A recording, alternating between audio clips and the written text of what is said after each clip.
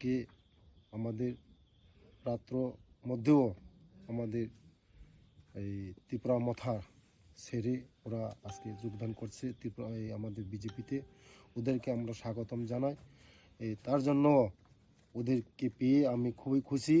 ওরা যে আমাদের সঙ্গে কাজ করার জন্য যারা অঙ্গীকার করেছে তার জন্য ওদেরকে আমরা ধন্যবাদ জানাই।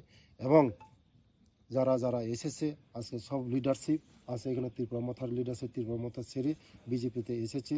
ওরা 500 ফ্যামিলি কমসে কম 1600 ভোটার নিয়ে ওরা আজকে যোগদান করেছে।